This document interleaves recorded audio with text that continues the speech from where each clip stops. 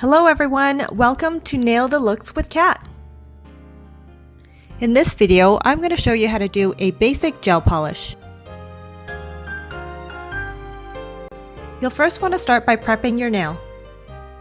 Start off by cutting and filing your nail into your desired shape.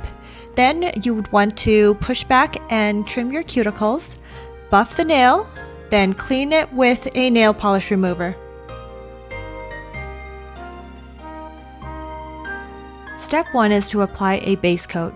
This is your bonding layer, so you may want to take your time to apply it well and be sure to apply it to the tips of your nail to prevent it from chipping or peeling too early. Once complete, cure this polish under a nail lamp. I only need 1 minute for mine, but different polishes or lamps may be different. In step 2, you'll apply your color coat. Again, to be sure to apply it to the tips for longer lasting polish and cure it under the lamp. In each layer, avoid getting gel polish on your skin. If you do get it on there, make sure that you clean it off before curing it, as this will cause your nail polish to peel off easily. Now let's apply a second color coat.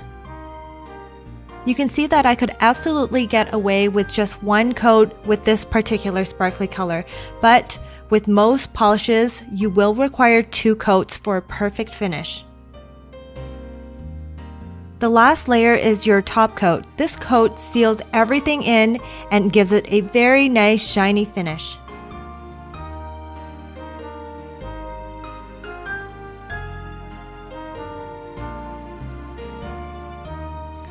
And lastly, let's remove this tacky or sticky finish by wiping it off with nail polish remover.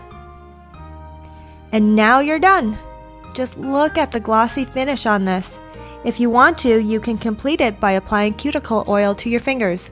There's no more waiting for your nail polish to dry. You're free to do whatever you want without worrying about smudging your perfect nails.